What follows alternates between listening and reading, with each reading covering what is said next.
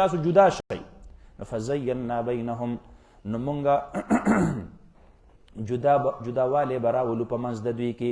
وقال شرکاؤهم نو وبوایي شرکا د دوی دا معبودان او د دوی دا بوتان دوی به گویا شي او سبوي ما کنتم ایانا تعبدون.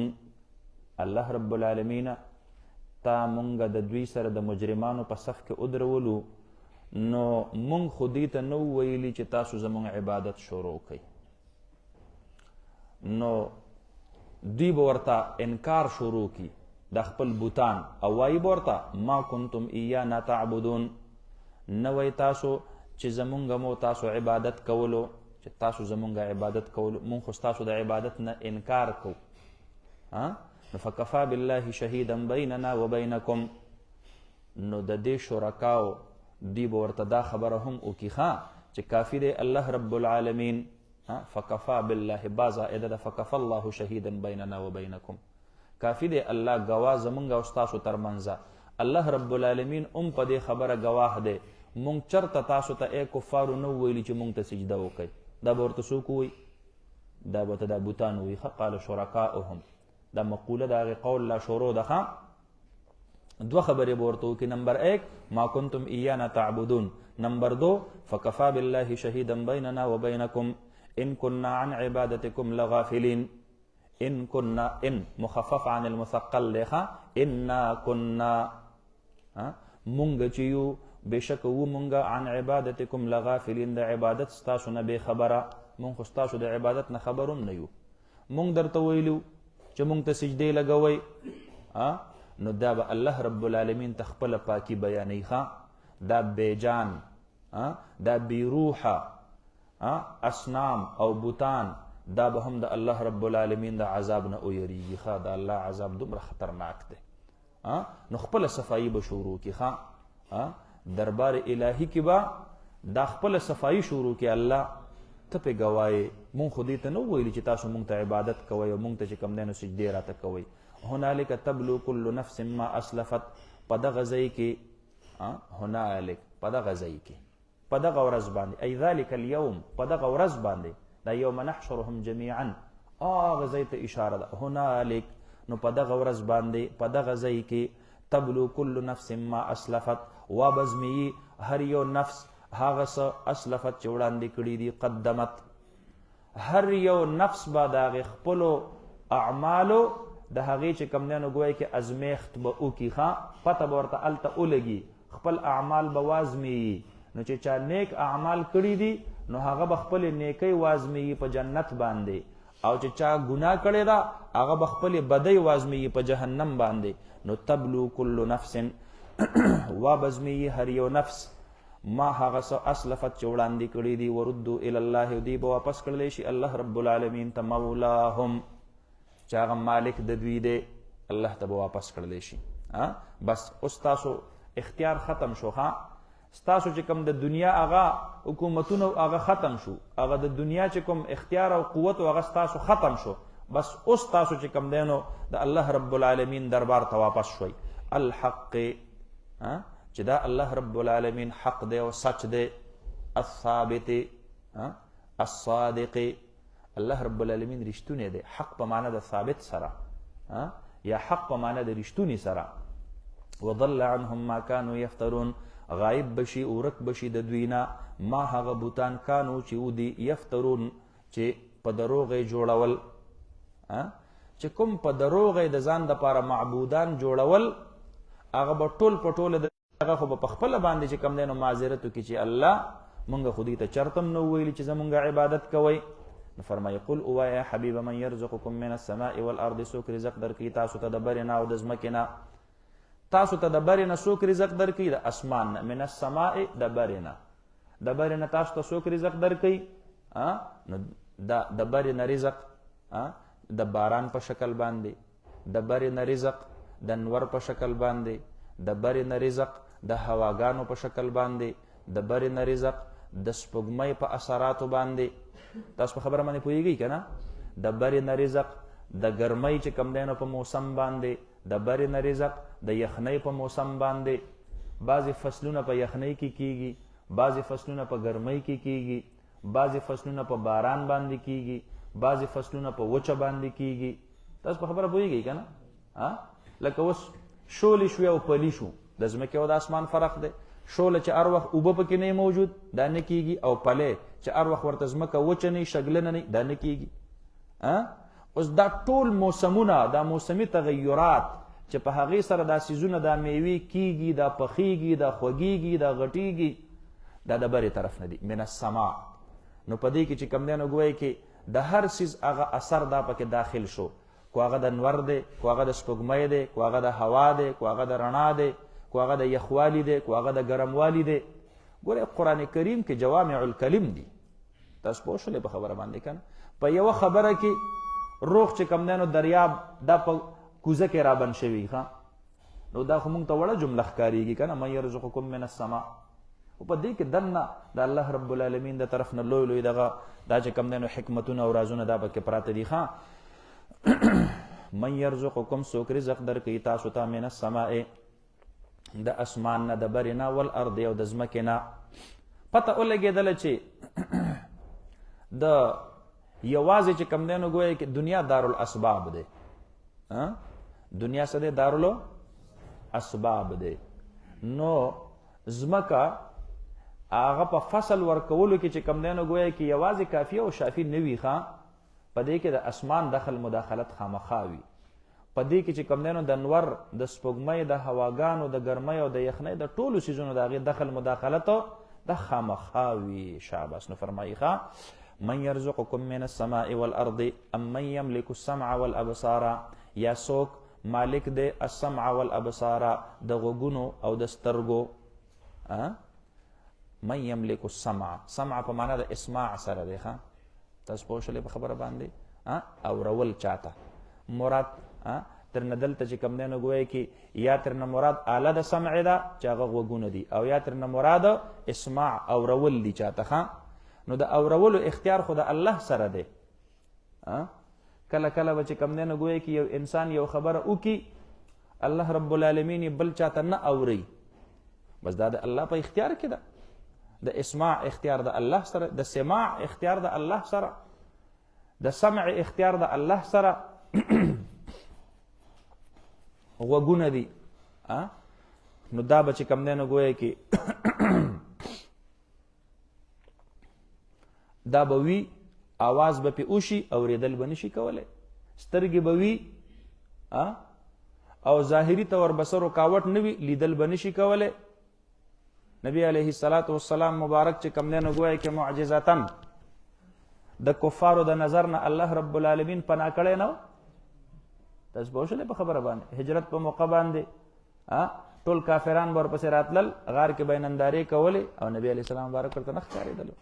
کله کله اولیاء دا هم الله رب العالمین کرامتاً د خلقو د نظر نه پناه کی. حجت الاسلام مولانا قاسم نانوتوی رحمت الله علیه د سن 1857 د جهاد ازادۍ نه وروستو انګریز CID افسر ورپسې راغلی. نو چا ورته ووی چې مولانا قاسم دلته چې کوم دی نو د یو سړي سره د اسونو په استبل کې روپوش دی. نو مولانا قاسم نانوتوی رحمت الله علیه هغه چې کله خبر شو، نو هغه مالک دا د هغې علاقې ښه عزتمند سړی و د هغې استبل. نو هغه ورته اطلاع راوړله، وی چاپه ده. مولانا قاسم نانوتوی رحمت الله علیه ورته ته بالکل فکرمند کېږه، ما یو لوټه د سره راوړه د اوبو ډکه او یو مسله د سره راوړه. نو چې په کوم ځای کې به د اسونو د بوس سټور کېدل، نو د بوسو په هغه سټور کې مسله یې ور واچوله او داسې وکړو، مانځه باندې ودرېدو. انګریزان راغله او په دې بانه باندې یاره نه که مونږ اورېدلي دي تا سره ډېر ښه اسونه دي او یا شته دی را سره، مونږ ته یې لږ وښیه، مونږ یې وګورو. هغه اسونه استبل ته بوستلو، وی دې اسونه باندې ته څه خورې؟ وی بوس پې خوروم. وی د بوسو دا کم بوس دي؟ دا داسې ښایسته ښایسته اسونه یې درته تیار کړي دي، دا بوس لږ مونږ ته وښیه. د بوسو کمرې ته دی چې را دننه شو، اوس مسله باندې مولانا قاسم نانوتوی رحمت الله علیه ولاړ دی او دی یې اینی نه. نو ورته وی دا مسله وې دا موږ مسلمانان یو مونځ کوو که نه، دلته خو د تازه اوبه توی شوي دي، دا د مانځه وخت دی که نه، دلته خلک بیا اودس نه کړي د مانځه دپاره.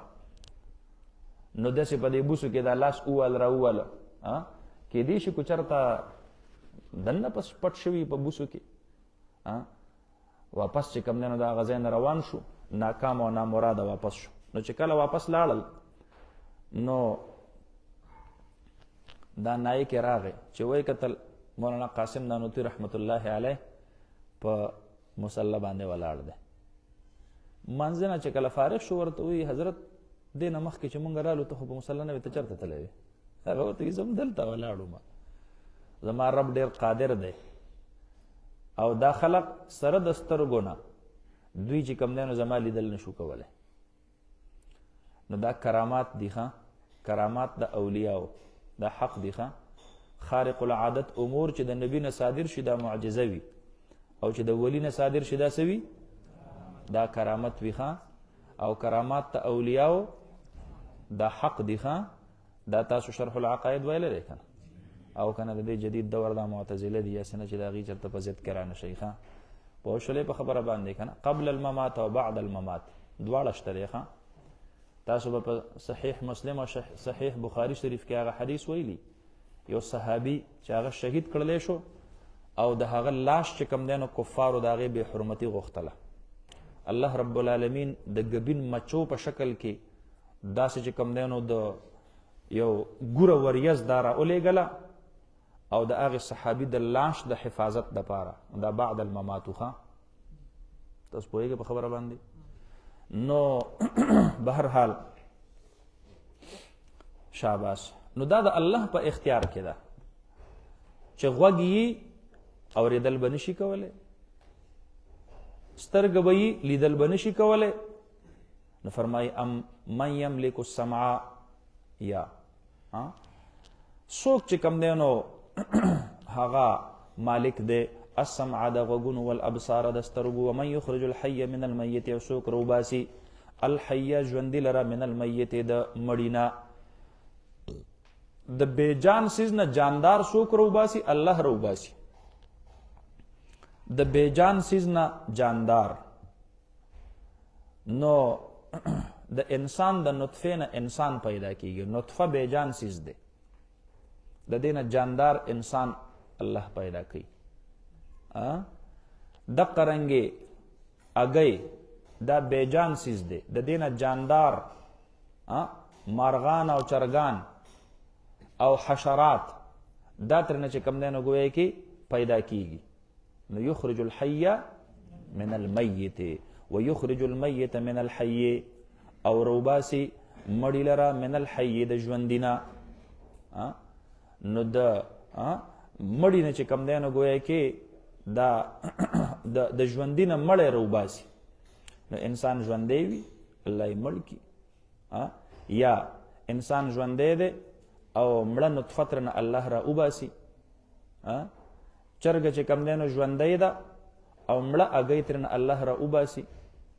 نو دا د الله رب العالمین چې کوم دی نو ګویا کې په قدرت باندې. ومن یدبر الامر، او څوک دی هغه ذات چې هغه تدبیر کوي د جمله و امورو. تدبیر تاسو ته ما ویلو ښه، دنیا کې په هر یو څیز کې اثر دا الله ورچي. تدبیر ویل کېږي د یو څیز په عاقبت او په انجام باندې چې کوم دی نو ګویا کې دغه کول، نظر ساتل. دا د الله رب العالمین اختیار دی چې اوبشته ډوبول به کوي کو به نه کوي، دا تدبیر یې الله کوي. اور دی سوځول به کوي کو به نه کوي، دا د الله اختیار دی. من او تاسو چې کوم دی نو علاج شروع کو، ډسپرین ګولۍ خورو، اثر به کوي کو به نه کوي، دا د الله اختیار دی. دانه مونږ ورواچو ځمکې ته، کرونده وکړو، دې نه به بوټی زرغونېږي کو به نه زرغونېږي، دا فیصله د الله ده. دې ته تدبیر ویل کېږي.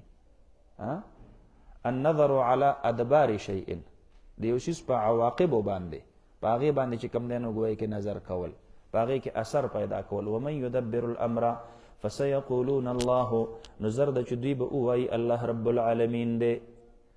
فسیقولون زر ده چې دوی به ووایي الله. د دې ټولو سوالونو جواب دا د دوی سره هم دقه دی. دوی ته وایي من یرزقکم من السماء والارض، دی به وي الله. دوی ته وایي من یملک السمع والابصار، دی به وي الله. دوی ته وایي من یخرج الحی من المیت، دی به وي الله. دوی ته وایي من یخرج المیت من الحی، دی به وي الله. دوی ته وایي من یدبر الامر، دی به وي الله. نو فقل، زما حبیب ته ورته وایي افلا تتقون، نو تاسو نه یریږئ د دغه الله نه چې خالقیت یې منئ، نو معبودیت یې ولې نه منئ؟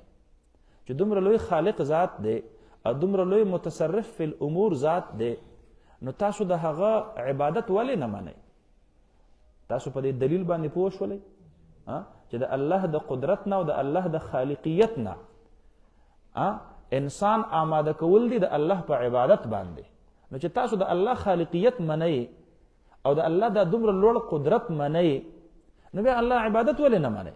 فذلکم الله، نو دا مذکور الفعال لهذه الاشیاء، دا کم کارونه چې دا کوم رزق ورکی د اسمان نه او د ځمکې نه، چې څوک مالک دی د سترګو او د غوږونو، چې څوک ژوندی د مړي نه روباسي، مړی د ژوندي نه روباسي، څوک چې تدبیر د امورو کوي، دا ټول په ټوله صفات چې پچا کې دي، نو ذالکم الله مذکور دغه ستاسو د الله رب العالمین دی، ربکم دا رب ستاسو دی، الحق سچ ثابت.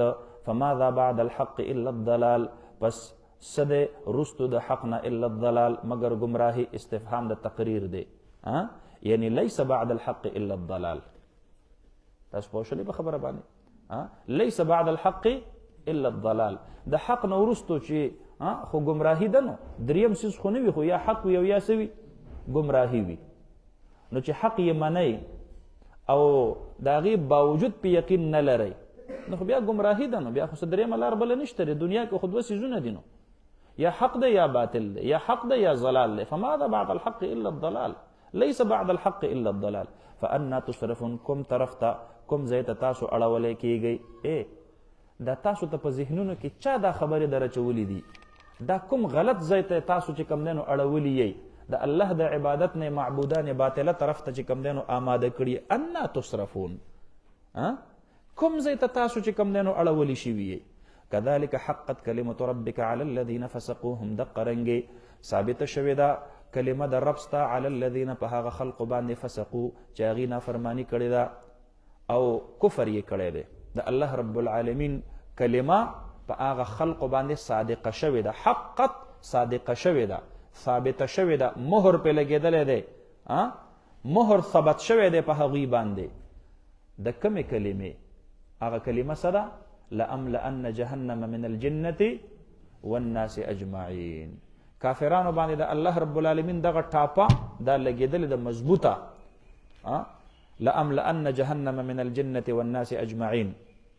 نو وکذلک حقت کلمة ربک علی الذین فسقوا، هم دقه رنګې ثابته شوې ده کلمه د رب ستا علی الذین په هغه خلقو باندې فسقو چې نافرماني کړې ده، انهم لا یؤمنون، چې دوی به بېشکه هرگز ایمان نه راوړي. دا نبی علیه السلام ته تسلی ده چې زما حبیبه ته مه خفه کېږه، بس د دې دومره دلایلو باوجود چې چا ایمان را نه وړو، بس د دوی په حق کې الله ایمان نه دی لیکلی. دوی دپاره الله لوی لوی جهنمونه پیدا کړي دي او الله به د دوی نه جهنمونه ډکوي. لأملأن جهنم من الجنة والناس اجمعین. قل وای ای حبیبه هل من شرکائکم من یبدأ الخلق، آیا شته د شریکانو ستاسو نه هغه څوک یبدأ الخلق چې اول کوي پیدایش لره، آغاز کوي او لمبې پیدا کول کوي. تاسو کې بوتانو کې څوک داسې شته دی چې هغه د انسان اول پیدایش دا وکي او بیا د انسان مړ شي دوباره را پیدا کی، ثم یعیده، او بیا دوباره کې د لره؟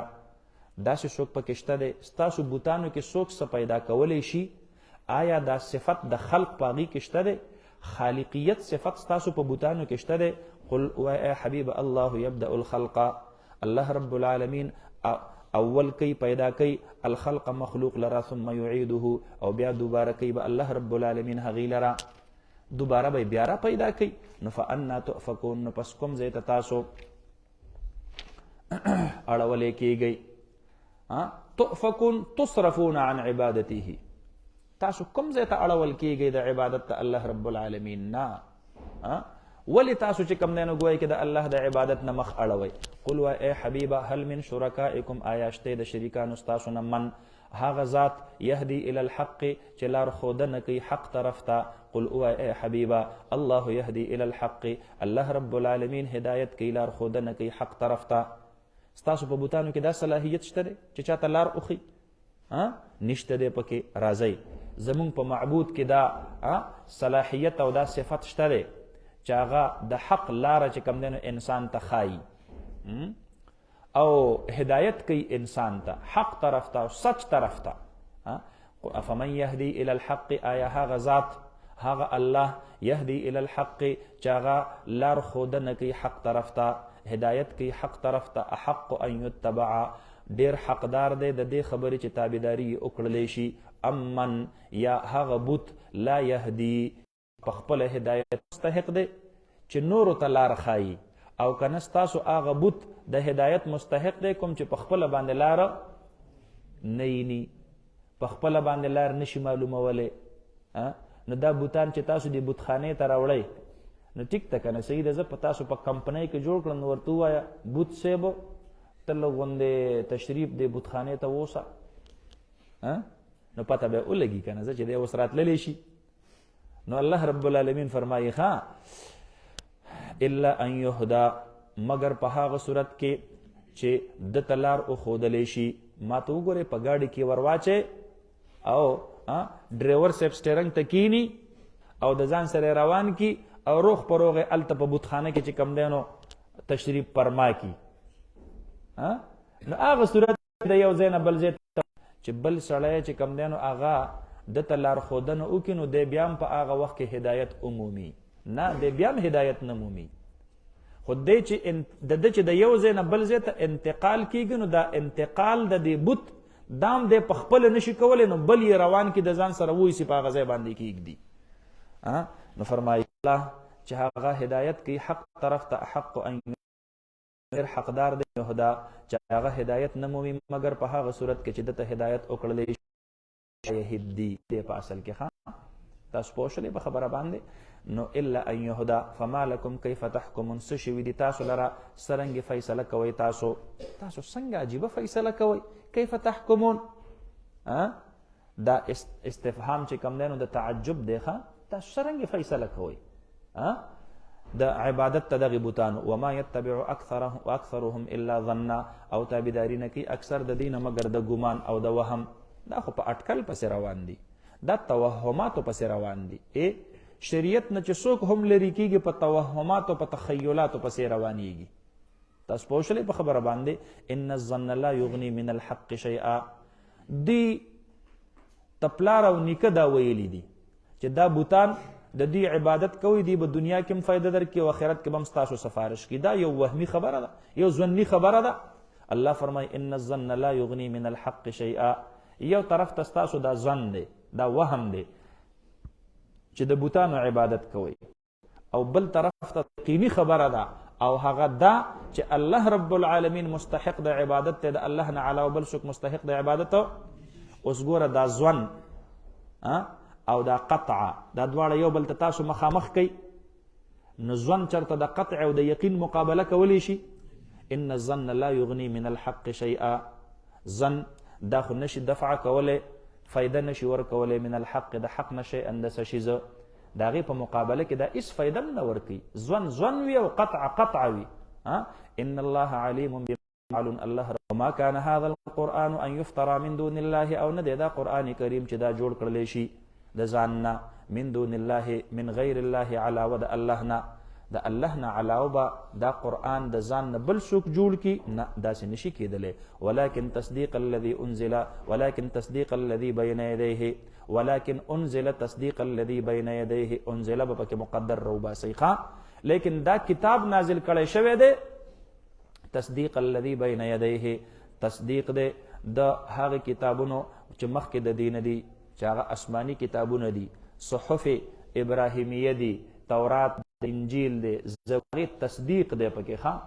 تاسو پوه شولې په خبره باندې که نه؟ شاباس. نو فرمایي نو ګوره عیسایان دی د قرآن سره بغض نه کوي، یهودیان دی د قرآن سره بغض نه کوي، آسماني کتابونو او دینونو والا دی د قرآن سره بغض نه کوي، ځکه قرآن کې خو د هغې تصدیق راغلی دی اکم سیس چې ستا باندې. نو فرمایي ولکن تصدیق الذي بین یدیه، لیکن دا د تصدیق هغه چې مخکې د دې نه دی، د دې کتاب د قرآن نه چې کوم مخکې کتابونه راغلي دا د هغې تصدیق دی. وتفصیل الکتاب، او دا هغه وضاحت د کتاب دی، یعنی وضاحت د هغې احکامو دی، ای تبیین ما کتب الله من الاحکام. دی که خو وضاحت د هغې څیزونو دی کوم چې الله مقرر کړي دی او لیکلي دي، د هغې پوره تفصیل په دې کې چې کوم دی نو ګویا کې راغلی دی. نو کتاب نه مراد ما کتب الله دی، کوم چې الله رب العالمین د احکامو نه چې کوم دی نو ګویا کې مقرر کړي دي، نو په دې قرآن کې د هغې ما کتب الله چې کوم دی نو څه دی د هغې تفصیل دی پکې. لا ریب فیه، نشته دی هېڅ شک په دې کې، من رب العالمین. او دا من رب العالمین د دې تعلق د لا ریب سره نه دی. ګورئ لا ریب فیه من رب العالمین، نه لا ریب فیه دې ځای باندې وقف. من رب العالمین دا کتاب دا قرآن دا د جانب د چا نه دی؟ د رب العالمین. لیکن انزل من رب العالمین، هغه انزل مقدر مروباسلی و کنه، نو دا جاری مجرور ظرف به ټول راواخلی او د هغې انزل مقدر سره به وتړی. لیکن انزل من رب العالمین، لیکن دا قرآن کریم نازل کړی شوی دی د جانب د رب العالمین نه. ام یقولون افتراه، یا وای دوی، ام په معنا د بل سره دی، بلکې وای دوی کافران افتراه علیه وسلم، دا د ځان نه جوړ کړی دی نبی علیه الصلاة والسلام مبارک دا قرآن. افتراء ویل کېږي د ځان نه جوړولو ته کنه، د ځان نه چې څوک دروغ جوړ کړي هغې ته څه ویل کېږي؟ افتراء ورته ویل کېږي. ام یقولون، بلکې وایي دا کافران، افتراه اختلقه محمد صلی الله علیه وسلم، د ځان نه جوړ کړی دی په دروغ باندې نبی علیه الصلاة والسلام دا کتاب. نو ګوره دا هو ضمیر به پکې راجع شي نبی علیه السلام مبارک ته، هو دا به چې کوم دی نو راجع شي د قرآن ته. نبی علیه السلام د ځان نه دا قرآن جوړ کړی دی. قل اوه ای حبیبه، نو تاسو په ما دا اعتراض کوئ چې دا قرآن ما جوړ کړی دی، نو زه خو لا امي ما، په تاسو کې خو لوی لوی شاعران دي عربو، په تاسو کې خو لوی لوی ادیبان دي عربو، نو زه تاسو کو دا دومره ډېر صورتونه نه وي، نو یو صورت خو د دې قرآن په شانتې تاسو هم جوړ کوئ که نه. کو د دې جوړول دومره آسان وی، نو ما غوندې امي چې جوړولی شي، نو تاسو غوندې شاعران ادیبان یې ولې نشي جوړولی؟ نو زه چلو ټیک ده که نه، تاسو یې جوړ کئ. قل و ای حبیب فأتو، په تاسو راتللو کوي بصورت مثله، په یو صورت سره په مثل د قرآن باندې. صورت به څنګه وي؟ په مثل د قرآن باندې به وي. په څه څیز کې؟ مثلیت به په څه څیز کې وي؟ فی الفصاحة والبلاغة والبداعة. په دې کې به چې کوم دی نو فصاحت به یې پکې، بلاغت به یې پکې، بداعت به یې پکې. او دا چې کوم دی نو گویا کې تاسو خو لولوی چې کوم دی نو ادیبان یې، نو تاسو د دې قرآن په شانتې یو صورت راوړئ، ودعو من استطعتم من دون الله. او یوازې تاسو نه، د ټولې دنیا ته چې کوم دی نو ګویا کې آواز وکئ، ستاسو د امداد دپاره راغونډ شي، د ټولې دنیا فصحا بلغا را یو ځای کوي، او ټول په شریکه باندې یو صورت خو جوړ کوي که نه. ودعو من استطعتم، طاقت لرئ تاسو من دون الله علاوه د الله رب العالمین نه، ان کنتم صادقین، کو چرته یې تاسو رښتونی. بل کذبوا بما لم یحیطوا بعلمه ولما یأتهم تأویله، بلکې دې تکذیب وکړو په هغې قرآن باندې لم یحیطوا بعلمه، چې دوی احاطه نه وکړې په علم د هغې سره. معنا دا دوی خو دې قرآن کې د سره تدبر نه دی کړی، دوی خو د دې قرآن په باره کې د سره چې کوم دی نو څه معلومات نه دي حاصل کړي.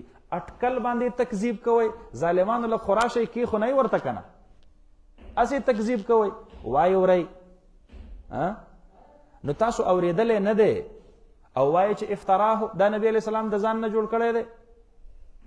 نو ما لم یحیطوا بعلمه، داسې هم څوک کوي. اول خو یو سړی یو څیز په خپل علم کې راولي، ځان پې پوه کي، وروستو د هغې په باره کې سړی څه فیصله کوي چې دا یا ټیک دی دا یا څه دی غلط دی. نو تاسو خو دا اورېدلی نه دی د سره. تاسو پوه شولې په خبره باندې؟ مصعب ابن عمر رضی الله عنه مسلمان شو، اول حبشې ته لاړ، هجرت دای وکړو. ډېره یادې اورې، خو ما د نبی علیه الصلاة والسلام نه د میندو حقوق او آداب نه وې اورېدلی، ما به تاله جواب درکړی، خو نبی علیه السلام مبارک راته ویلي دي چې ان الجنة تحت اقدام الامهات. تا ته څه نه وایم ښه؟ مور یې پرانستو. نبی علیه الصلاة والسلام مبارک ورته فرمایل مصعب ته په عربو کې د ټولو نه ښایسته ځوان او د ډېر ښکلي کورنۍ سره د تعلق دی او ډېر ښه لهجه درله الله درکړې ده، فصیح او بلیغ یې. داسې وکړه مدینې طیبې ته لاړ شه، هلته هجرت وکړه، مدینې طیبې ته راغی.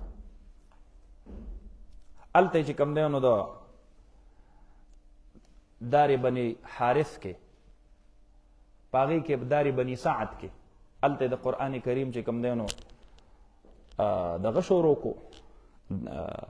نو مسلم چې کوم کسان به راتلل هغې ته به قرآن ښودلو. اسید ابن حضیر رضی الله عنه راغی، اسعد ابن زراره راغی، سعد ابن معاذ راغی رضی الله عنهم اجمعین. ټول راغونډ شو. وی دلته د مصعب ابن عمیر رضی الله عنه چې دا کومه مدرسه جوړه کړې ده، دا مدرسه ورله ختمو، ځکه چې د مکې نه کم خلق صابي شي، بېدینه شي، معنا چې مسلمان شي، نو دی ورته دلته چې کوم دی نو کتاب ښیي او په هغه کتاب کې هغې کې چې کوم دی نو زمونږ د خدایانو هم بد دی او زمونږ د مذهبونو هم په هغې کې بد ویلی کېږي. نو اسعد ابن زراره رضی الله عنه هغه چې کوم دی نو وی زه به پسې لاړ شم، ما سره زوړ تعلق دی او زه به یې قلار کړم. چې ورپسې راغی ورته وایي وی دا دلی دی چېرته؟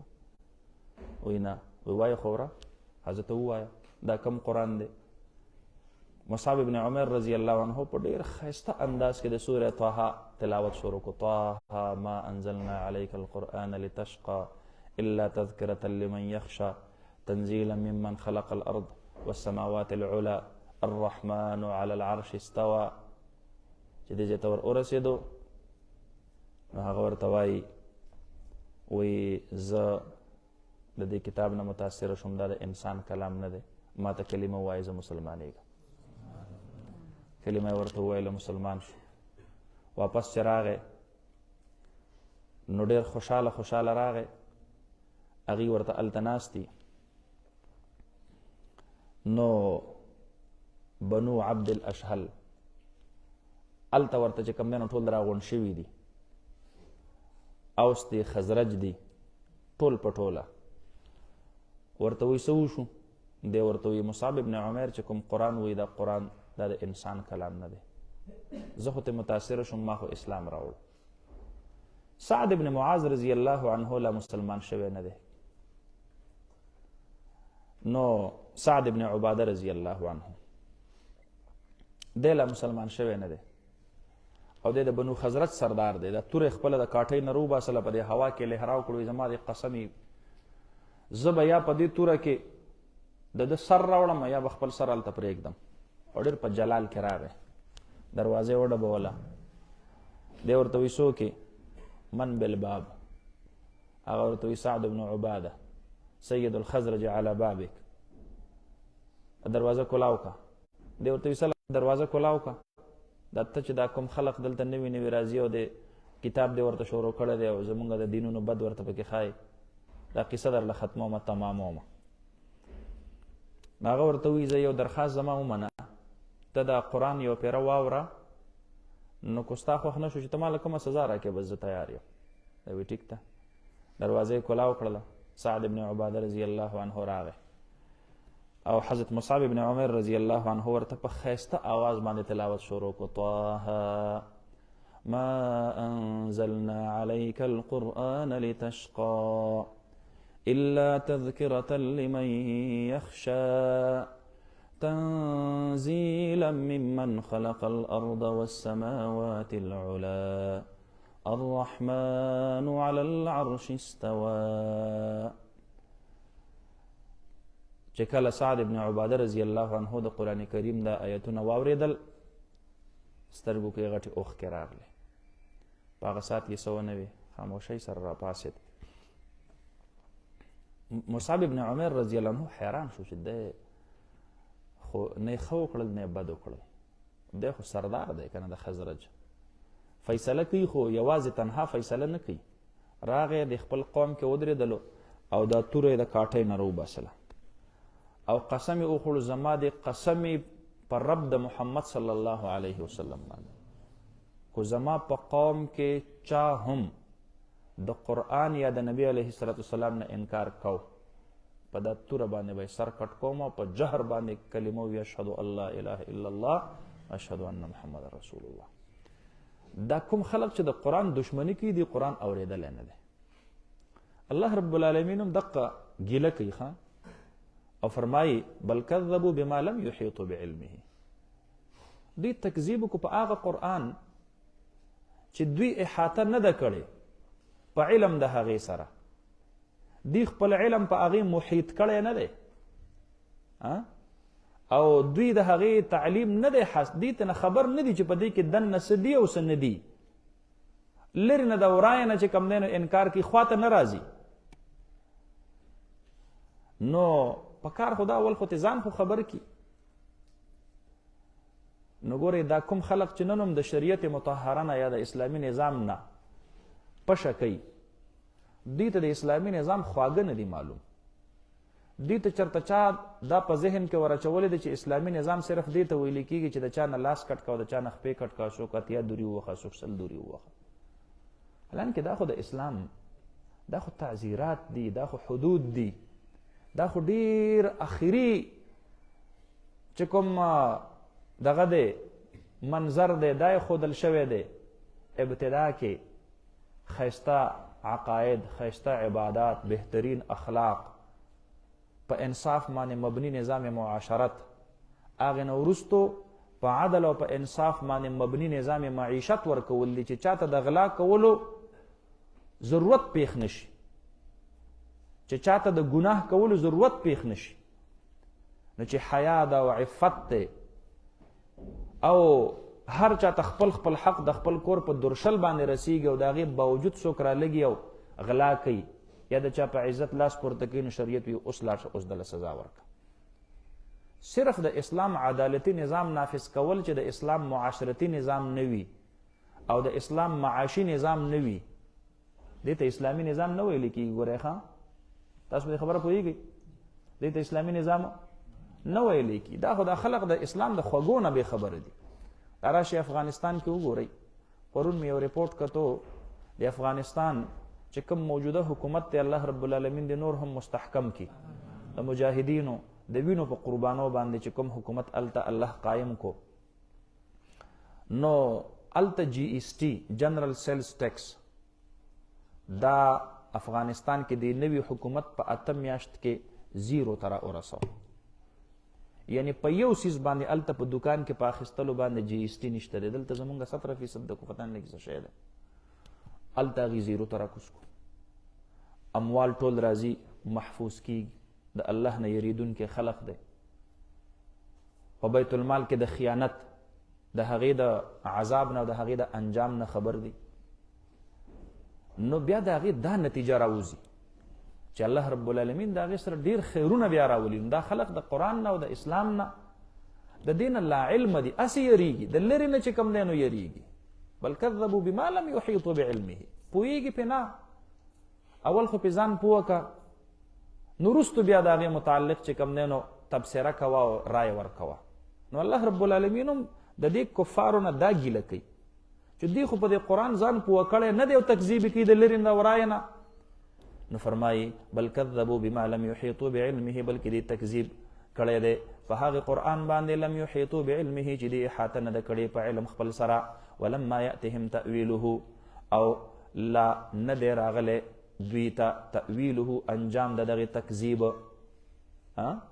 دوی ته خو لا پته نشته دی چې د دې تکذیب انجام کار به څه جوړیږي دې سره به کم عذابونه د الله تړلی شوي وي. پته درته شته دی د دې سزا درته معلومه ده تاسو د دې د سزا نه خبر یئ چې کله جج د طرف نه دا اعلان وشي چې ته د دې د سزا نه خبر یې نو دا د دې دپاره چې دا سړی د دې کار نه قلار شي. تاسو پوه شولې حضرت سید حسین احمد مدني رحمت الله علیه په یو زمانه کې چې کوم دی نو فتوا ورکړله چې د هندوستان په فوج کې برتی کېدل حرام دي ځکه هغه وخت کې د هندوستان فوج د برطانیې د کمانډ لاندې و او برطانیې به د هندوستان مسلمانان فوجیان لیږل او د مسلمانانو خلاف به جنګول. نو حضرت مدني صاحب فتوا ورکړه، فرنګیان په هغه ډېر سخت خفه شو. د حضرت مدني صاحب خلاف یې چې کوم دی نو FIR کټ کو، گرفتاری وشوله. کراچۍ کې په خالق دینا حال کې جج صاحب چې کوم دی نو تپوس کی فرنگے جج دے دا حضرت مدنی صاحب نا، مولانا یہ فتویٰ آپ نے دیا تھا. زار شم او قربان شم د دیوبند جرأت نخا ګورې د دیوبند بچو چرته د خپلو اکابرو د خپلو مشرانو جرأت ير نه کوي ښه د هغې د نوم دپاره چرته پیغور جوړ نه شي. حضرت مدنی صاحب رحمۃ اللہ علیہ ورته فرمائی میں نے فتویٰ دیا تھا نہیں، میں نے فتویٰ دیا تھا، میں فتویٰ دیتا ہوں اور میں فتویٰ دیتا رہوں گا کہ برطانوی فوج میں ہندوستانی فوج میں بھرتی ہونا حرام ہے. میں نے فتویٰ دیا تھا، میں فتویٰ اب بھی دیتا ہوں اور میں یہ فتویٰ دیتا رہوں گا. جج ورتوائی بھی مولانا کیا آپ کو معلوم ہے کہ اس کی سزا کیا ہے؟ نو حضرت مدنی صاحب رحمۃ اللہ علیہ ورت فرمائے مجھے معلوم ہے، سزا موت ہوگی، اس سے بڑھ کر آپ کے پاس اور کیا سزا ہو سکتی ہے؟ آپ مجھے موت سے ڈراتے ہو. جب سے دیوبند سے میں فارغ ہو کے نکل رہا تھا میرے استاد شیخ الہند نے میرے سر پہ یہ سفید پگڑی باندھ دی اور مجھے فرمانے لگے حسین احمد زندگی میں تمہارے لیے دستار اور پگڑی ہے اور مرنے کے بعد آپ کے لیے کفن ہے. بات ختم. میں کفن ساتھ لے کے آیا ہوں، مجھے کفن کی ضرورت بھی نہیں ہے، میں کفن سر پہ باندھ کے آیا ہوں. اس سے بڑھ کر آپ کے پاس کوئی اور سزا ہو سکتی ہے؟ مولانا محمد علی جوہر رحمہ اللہ ور سر بدغه مقولاړ دے دا حضرت مدنی پیزار رواغستو پسر کے خودو او خدا کی قسم امت میں جب تک ایسے لوگ زندہ ہو اس امت کو کوئی بھی غلام نہیں بنا سکتا. دا سے خلقو چې هغې به چې کوم دی نو د فرنګیانو د جج مخې ته به د جرأت او د استقامت چې کوم دی نو داسې عظیم مثال او عظیمه نمونه دا به چې کوم دی نو پیش کوله. نو فرنګي جج ورته هم وایي که نه وایي تا ته پته شته دی د دې سزا څه ده؟ نو حضرت مدنی ورته وایي موت سے بڑھ کر کیا سزا ہو سکتی ہے؟ سزا موت ہوگی. اللہ رب العالمین قرآن کریم کې دی کفارو ته ولما یأتهم تأویله دوی ته لا د دې انجام کار دا لا نه دی راغلی. تأویل، انجام، عاقبت د دې تکذیب په انجام باندې لا دوی خبر نه دي. دوی ته لا دا پته نشته. کافرانو تاسو ته دا پته شته چې د قرآن په تکذیب باندې کومه سزا ده، کوم عاقبت دی. کذلک کذب الذین من قبلهم دقه رنګې لکه څنګه چې دی اهل مکه کما کذب اهل مکه القرآن لکه څرنګه چې اهل مکه تکذیب د قرآن کو کذلک کذب الذین من قبلهم دقه رنګې تکذیب کړو هغه خلقو کوم چې مخکې د دوی نو. فانظر کیف کان عاقبت الظالمین وګوره ای حبیبه څرنګه دی عاقبت او انجام کار د ظالمانو. الظالمین المکذبین، ظالمین دلته مراد څوک دی؟ مکذبین دی.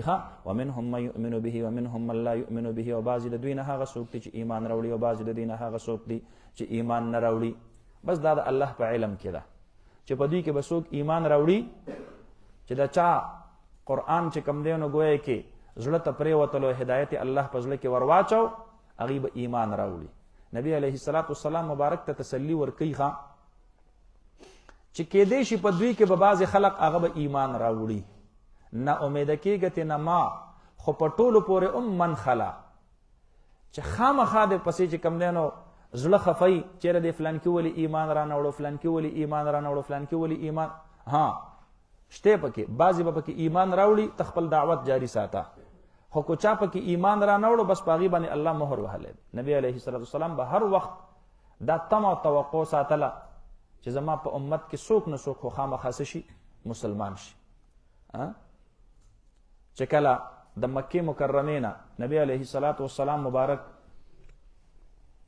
طائف طرف ته لاړ شو. یو ورځ حضرت عائشہ رضی الله عنها د نبی علیه السلام مبارک نه تپوس کی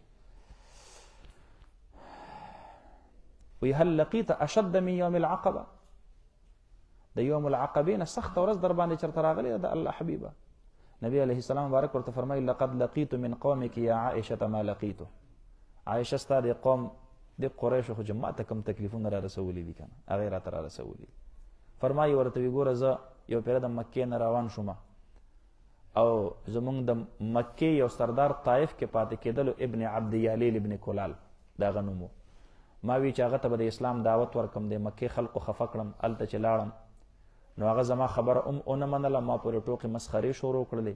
زه چې واپس کله راتلم نو د طایف هلکانو چا په لختو باندې ویشتلم او چا په کاڼو باندې ویشتلم. زما د وجود ډېر زیات خوږ شو د آرام ځای راته نه میلاوېدلو. مخې ته راتلم په یو ځای کې کېناستم فلم استفق الا بقرن الثعالب. قرن الثعالب نو مقام کې مې دمه کوله. نبی علیه السلام فرمایي وجود مې ټول خوږېدلو ځکه چا چې په ګټو ویشتې وم نو په ګټ باندې چې وجود کم کم ځای ولګي او خوږېږي بیا. فرمایي په دې کې وریځ راغله زما د سر د پاسه او د وریځې نه راته آواز وشو چې انا جبریل و هذا ملک الجبال. زه جبریل امین یم په صورت د وریځ کې راغلی یم او دا زما سره په دې وریځ کې الله ملک الجبال را لېږلی د غرونو فرشته کومه فرشته چې د خپل وزر په سوکه باندې روغ غر اوچتوي. نو هغې د غرونو فرشتې هغې راته سلام وکړو د الله حبیبه په تا دې سلام وي الله رب العالمین را لېږلی یم کو چېرته ته غواړې دا طایف والا د دې دواړو غرونو تر منځ نه الله رب العالمین ز رحمت للعالمین را لېږلی یم او سيخرج الله من بطونهم من يعبد الله وحده ولا يشرك به شيئا. نا امید نه یم کېدی شي دا پلاران یې کران یې سبحان الله نو ومنهم من يؤمن به. الله ورته تسلی ورکړې وه که نه. ګوره بعضې به پکې ایمان راوړي خیر دی ته خپل دعوت چلوه خپل کار دا چلوه. نو فرمایي ښه ومنهم من يؤمن به ومنهم من لا يؤمن به. بعضې د دینه هغه څوک دی چې هغه به ایمان راوړي او بعضې د دینه هغه ایمان نه راوړي. وربک اعلم بالمفسدین او رب ستا ډېر علم لرونکی دی په فسادیانو باندې. دا کوم فساد دی ښه والفتنة اشد من القتل. تاسو پوه شولې په خبره باندې که کفر دا ډېر لوی فساد دی ښه نو الله رب العالمین ته علم دی چې څوک څوک فسادیان دي. وان کذبوک کو چېرته دې تکذیب وکړي ستا فقل اوایه حبیب لی عملی ولکم عملکم زما دپاره زما عمل دی او ستاسو دپاره ستاسو عمل دی. ای لکل جزاء عمله د هر یو دپاره د خپل خپل عمل بدله ده. ستاسو دپاره ستاسو د عمل بدله او زما دپاره زما د عمل بدله. ما ته وګورئ یا چې کوم دی نو ګویا کې مراد د دې نه هغه دقه دی ښه چې آخرت کې به تاسو ته ستاسو د عمل بدله میلاویږي ما ته به زما د عمل بدله میلاویږي. لکم دینکم ولی دین. او یا دا آیاتونه چې کوم دی نو ګویا کې دا وروستو منسوخ شو ښه لی عملی ولکم عملکم دا خو د مکی دور حال صورت حال دی. مدنی دور کې چې کله آیات نازلېدل حیث وجدتموهم چې په کوم ځای کې مومئ هلته یې قتلوئ نو بیا دا آیتونه چې کوم دی نو ګویا کې دا حکمن څه شو دا منسوخ شو ښه لی عملی ولکم عملکم یعنی په تاسو پروا نه ساتم څه غم غرض در باندې نه ساتم تاسو پوه شه او عملم پوه شه زه پوه شه زما عمل پوه شه نه بیا داسې خبره نه وه. یا به ایمان راوړئ او یا به چې کوم دی نو جزیه ورکوئ او یا به زما سره قتال ته تیاریږئ. شاباس نو بیا دقه حکم راغی انتم بریئون مما اعملو وانا بریئ مما تعملون. تاسو بیزاره د هغه څه نه چې زه کومه وانا بریئ مما تعملون او زه بیزاره یم د هغه څه نه چې تاسو یې کوئ. مراد په اعتبار د اخرت سره ښه اخرت او که په اعتبار د دنیا سره راشي نو تاسو ته ما ووي چې دا د مکی دور حکم و وروستو آیات القتال چې کله راغلل نو هغې سره دا بیا چې کوم دی نو ګویا کې منسوخ شو. ومنهم من یستمعون الیک حکم منسوخ شو تلاوت باقي دی. ومنهم او بعضې د دې نه هغه څوک دی یستمعون الیک چې غوږ بږدي تا ته په توجه سره به اوري ستانه. دا غوږ به درته داسې ظاهرا در نږدې کې ته به څه وی چې بس لکه دی سم د استفادې دپاره دلته ناست دی ښه نور په منځ کې د هغه اراده چې کوم دی نو ګویا کې د اورېدلو نه وي او که وایي وري نو په سماع القبول سره نه اوري. لهم آذان لا يسمعون بها غوږونه شته دی خو اورېدل پې نشي کولی سماع قبول. نو فرمایي افانت تسمع الصم آیا ته اورول کولی شي الصم کونتا کڼوتا جمع د اصم ده. تاسو پوه شئ په خبره باندې. نو آیا ته کڼو ته اورېدل کولی شي؟ د دې مثال خو د کڼو دی، د دې کافرانو مثال. دی کو خبره اوري خو په سماع القبول سره یې اورېدلی نشي. تاسو پوه شئ په خبره باندې که نه؟ نو ظاهرا د دې غوږونه کار کوي، خو چونکې دی د دې خپلو غوږونو نه استفاده نه کوي چې دی پې د حق خبره واوري او قبول یې کړي. نو د دې وجې نه دوی داسې دي لکه چې د دې اړو غوږونه کار نه کوي. تاسو پوه شئ په خبره باندې؟ نو تشبیه د کافر د اصم سره دا فی عدم الانتفاع دی چې د غوږونه کار کوي خو دی د خپلو غوږونو نه څه فایده اخلي نه چې د حق خبره پې واوري او ویې مني. ولو کانوا لا یعقلون، او اگر کو دوی عقل هم نه لري، نو چې یو سړی کڼو هم وي او عقل هم نه لري، نو د الله حبیب کو دوی تا ته ډېر په توجه سره خبره غوږ درته کېږدي، خو ته دوی ته دا خبره زړه ته نشي کوزولی. په غوږ یې دی واوري، زړه ته کوزول او د قبولیت توفیق ورکول دا دوی ته نه نصیب کېږي. نو ومنهم من ينظر الیک، او بعضې د دې کافرانو نه هغه څوک دي چې دوی به ګوري تا ته. نو ګوره د دې آیتونه چې کوم دی نو ګویا کې تأیید دا په نورو ځایونو کې هم راغلی دی. افانت تسمع الصم ولو كانوا لا يعقلون صم بکم عمي فهم لا يرجعون. تاسو پوه شئ په خبره باندې؟ زموږ په دې کلي کې یو سړی دی، ښه سړی دی. ما ته یو ورځ ټلیفون وکړی دی د فلانکي خلق دی د دوی سره څه خبره تر وکړه. نو ما ورته ویل یاره صم بکم عمي، ما دا سړی انده کاڼه چاړهګان غوندې دي، سړی ورته خبره کوي او دوی پې اړو چې کوم دی نو پوهېږي نه. سړي رانه پټکه ټلیفون بند کړو. بل ورځ له چا ته ګیله کوله، وی چې یاره ما مفتي صاحب ته ټلیفون وکړو نو په ما باندې هغه د سپي والا دوا شروع کړه. صم بکم عمي. نو ما ورته ما په تا دغه دوا نه ویله زوروره، ما درته دا ویل چې دا ته ما باندې چاته سفارش کې نو دا خو لانده کاڼه غوندې خلق دی، دوی چې کوم دی نو خبره نه اوري. ما تا ټلیفون زر بند کړو. نو نه نه استاد صاحب دا آیت خو خلق په هغه په دغه باندې چې کله سپی سړي له مخې له راشي نو سړی پې صم بکم عمي وایي. نو د دې تأیید دا په دغه آیت کریمه کې کیږي. بل ځای کې الله فرمایي لهم آذان لا يسمعون بها، بل ځای کې الله فرمایي وما انت بهاد العمي عن ضلالتهم، بل ځای کې الله فرمایي انك لا تسمع الموتى. دا ټول په ټوله د دې په تأیید کې چې کوم نه راغلي دي. ومنهم من ينظر الیک، او بعضې د دوی نه هغه څوک دی چې هغه به ګوري تا ته، ښه په بټو بټو سترګو به درته ګوري. خو که ستا دا ګمان وي چې ته به دوی ته حق چې کوم دی نو ګویا کې د قبول په سترګو باندې وښایې او دوی به یې قبول کړي، نو افانت تهدي العمي، نو آیا ته لار ښودلی شي ړندو ته، ولو کانوا لا یبصرون، او سره د دې نه ولو کانوا ای مع انهم لا یبصرون، سره د دې نه چې لا دوی د زړه هغه بصیرت نه لري، نو چې د سترګو بصارت دا په اعتبار د قبول د حق سره چې کم دی نو نه لري، او د زړه بصیرت هم نه لري، نو د بصیرت او د بصارت د دواړو نه عاري انسان ته به ته څه چې کم دی نو ځان به ورسره ستړی کې. تاسو پوه شئ په خبره باندې؟ نو دا نبی علیه الصلاة والسلام ته د دې خبرې تسلي ده چې که فرض که دوی ستا دا خبره مني نه نو ته پې خفه کېږه ما. ان الله لا یظلم الناس شیئا، بشک الله رب العالمین ظلم نه کوي په خلقو باندې د لږ څیزه. الله رب العالمین چرته ظلم نه کوي، د لږ څیز ظلم هم نه کوي. ولکن الناس انفسهم یظلمون، لیکن خلق په خپلو ځانونو باندې ظلم کوونکي دي. دی په خپل ځان باندې ظلم کوي بارتکابهم المعاصي، ځکه دوی څه کوي؟ دی خامخا ګناهونه کوي، نو چې ګناه کوي نو د هغې ګناه وبال به ورته وررسېږي، نو الله خو په چا زیاتې نه کوي. ویوم یحشرهم کأن لم یلبثوا الا ساعة من النهار یتعارفون بینهم، یاد که هغې ورځې لره، اذکر یوم یحشرهم، یاد که هغې ورځې لره یحشرهم چې راجمع به کړي الله رب العالمین دې کافرانو لره، کأن لم یلبثوا الا ساعة من النهار، کأن لم یلبثوا کأنهم لم یلبنهم. دا هم چې کوم دی نو مخفف عنلو مثقل، داسې دا لکه گویا کې چې دی اډو وخت نه تیر کړی الا ساعة من النهار، مگر یو ګړی د ورځې نه. دی چې د قیامت دا هولناکي کله وویني که نه، د دوی نه به د قبر عذابونه هیر شي، د دې نه به د دنیا چې کوم دی نو ګویا کې هغه سختۍ او تکلیفونه به ترېنه هیر شي. دغه لږ وخت به په دې باندې دومره ډېر تېرېږي، دوی به وایي چې مونږ خو په دې دنیا کې هېڅ وخت هم نه تېر کړی، مونږ خو په دې قبر کې هېڅ وخت هم نه تېر کړی. ځکه دا انسان باندې چې کله سخته راشي نو لږ وخت بیا ډېر ډېر زیات حسابېږي.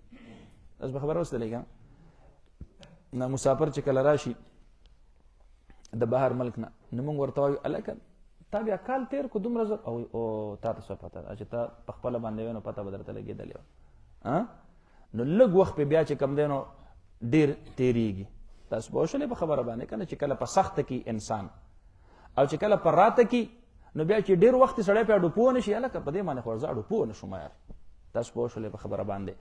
نو د دې وجې نه به د قیامت په ورځ چې دوی کله هولناکي وویني نو دوی به وایي چې په دې دنیا کې او په دې قبر کې خو مونږ اډو چې کوم دی نو وخت نه دی تېر کړی، که ان لم یلبسوا الا ساعة من النهار، مګر یو ګړی د ورځې نه، یتعارفون بینهم، آپس کې به دوی یو بل سره شناخت هغه به هم دوی کوي، یو بل به پیژني.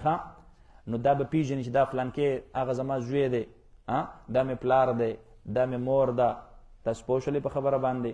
د دې وجې نه خو الله قرآن کې فرمایي یوم یفر المرء من اخیه و امه و ابیه و صاحبته و بنیه. وسته چې د چا نه تختن خو جنګلو به دې ورسره اول راغلي که نه، جنګلو اول حاصله کی، خو ما ته وګورئ دا به په اول الوحلت کې وي. وروستو چې کله بیا د حساب کتاب دا منظر شروع شي، بس بیا به هغه هولناکي دومره زیاته شي، دومره به سیوا شي، هر څه به د دې نه هیر شي، بیا به دوی یو بل پیژني هم نه. تاسو پوه شولې په خبره باندې. شاباس. نو الله دې مونږ او تاسو ته حفاظت را نصیب کړي. نو فرمایي قد خسر الذین کذبوا بلقاء الله، په تحقیق سره تاوانیان شوي دي هغه خلق چې تکذیب کړی دی په ملاقات ته الله رب العالمین باندې، یعنی په بعث بعد الموت باندې. وما كانوا مهتدین، او نو دی هدایت مندون کی. و اما نرینک بعض الذین نعدهم، او کو چرته مونږه خامخه اوښایو تا ته بعضې هغه عذاب چې مونږه وعده کړې ده د دوی سره. زما حبیبه که دوی خامخا قلار نه او دوی وی چې عجل لنا قطنا، مونږ ته د خپل عذاب خامخا راکا، نو که مونږه هغه عذاب کوم چې د دوی سره وعده کړې ده هغه مونږه تا ته وښایو، او ستا په موجودګۍ کې ستا امت هلاکول شروع کو، او نتوفینک، او یا خامخا مونږه وفات کو تا لره قبل تعذیبهم. دا قید به پکې روباسئ ښه، یا مخکې چې کوم دی نو ګویا کې د تعذیب د دوی نه، نو بیا خو د آخرت هغه عذاب د دوی چرته تلی نه دی. فالینا مرجعهم، بیا هم چې کوم دی نو مونږ طرف ته د دوی واپسي ده. د آخرت هغه عذاب خو د دوی چرته تلی نه دی، نو که مونږ ستا په ژوندانه باندې ستا د وړاندې په دوی عذاب راولو، نو چونکې دې کې به تا ته دک میلاویږي، ستا امت دی او ته به د خپل امت په عذاب باندې خفه کېږي، او مونږ تا ته دک او تکلیف او درد چې کوم دی نو د خپل امت ښودل نه غواړو. نو نبی علیه السلام مبارک ته د دې خبرې اظهار کوي چې د قیامت هغه عذاب د دوی خو چرته تلی نه دی. فالینا مرجعهم، نو که ستا په موجودګۍ کې مونږ په دې عذاب راولو، یا د دې د عذاب نه مخکې تا مونږ وفات کو، د دې دنیا نه دې مونږ رخصت کو، نو فالینا مرجعهم، نو پس مونږ طرف ته چې کوم دی نو د دوی واپسي بیا هم ده، بیا هم دی زما د عذاب نه بچ کېدلی خو نشي. ثم الله شهید علی ما یفعلون، نو بیا الله رب العالمین گواه دی په هغه څه باندې چې کولو به دي. ولکل امت الرسول، د هر یو امت دپاره یو نبی او یو پیغمبر صلی الله علیه وسلم دی. د هر یو امت دپاره، د هر یو جماعت دپاره چې کوم دی نو الله استازی را لیږلی دی. نو فاذا جاء رسولهم قضی بینهم بالقسط وهم لا یظلمون. فاذا جاء الیهم رسولهم، چې بس هر کله راتلل کړي دي، راغلی دی د امت ته هغه پیغمبر د دوی، او فکذبوه، او د امت د هغې خپل نبی او د هغې خپل رسول څه کړی دی؟ تکذیب کړی ده. فکذبوه به پکې تاسو مقدر روباسئ نو فکذبوه، او دوی تکذیب کړی دی د هغې خپل رسول. نو قضی بینهم بالقسط، نو فیصله کړی شوې ده په منځ د دوی کې په انصاف سره. معنا دا چې مجرمان الله هلاک کړي دي، او وهم لا یظلمون، او په دوی باندې ظلم نه دی کړی شوی. دا خو دوی په خپل ځان باندې په خپل زیاتی کړی دی چې کفر یې کړی دی او تکذیب د خپل پیغمبر یې کړی دی. ویقولون، وایي دوی متى هذا الوعد، کله به دا وعده د عذاب دا وعده د عذاب به کله وي ان کنتم صادقین مؤمنانو کو چرته تاسو صادقین یې نو دا تاسو دا وعده د عذاب کله ده قل او ای حبیب لا املک لنفسي ضرا ولا نفعا ز قادر نه مالک نه د ځان خپل د پاره د تکلیف دفع کولو یا د نفع را رسولو زما خو په خپل ځان وس نشته دی اے نبی علیه السلام ته ورته وای زما خو په خپل ځان وس نشته دی زما ملکیت او اختیار خو د الله سره دی نو چې د چا په خپل ځان باندې رسیږي هغه به عذاب مخکې راوستل او یا عذاب رستو کول ته ورته وای زه په دې کې بې اختیار یم دوی تا نه دا مطالبه کوي چې متى هذا الوعد ان کنتم صادقین نو ته ورته وایا چې تاسو په ما باندې دا ګمان راغی چې زه بس تاسو نه دا عذاب رستو کوم یا به درله را مخکې کم زه خو د خپل ځان اختیار نه لرم لا املک لنفسي ضرا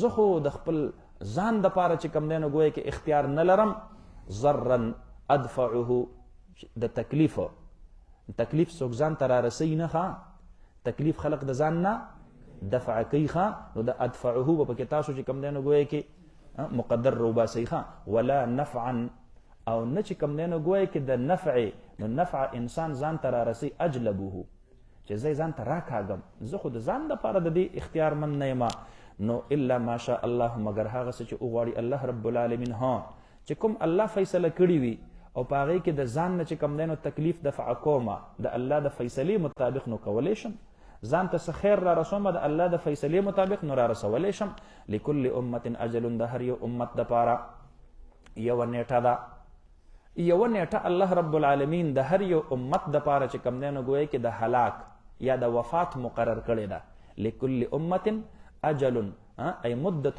معلومة للهلاک او الوفات چې دوی به د الله د طرف نه په عذاب باندې د دنیا نه رخصتیږي او کنه په خپل طبعي مرګ باندې بځي دا فیصله د چا سره ده دا د الله سره ده لکل امة اجل نو دې طرف ته اشاره ده چې ګوره دا عذاب زه په تاسو باندې نشم راوستلی دا نیټه د الله سره معلومه ده اذا جاء اجلهم او چې هر کله راشي نیټه د هغوی فلا یستأخرون ساعة یستأخرون دلته د استفعال چې کم دی نو په معنا دا په معنا چې کم دی نو ګویا کې د تفاعل سره دی فلا یتأخرون ساعة نو بس بیا خو دوی نشي چې کم دی نو وروسته کېدلی یوې لمحې دپاره ولا یستقدمون ولا یتقدمون او نه وړاندې کېدلی شي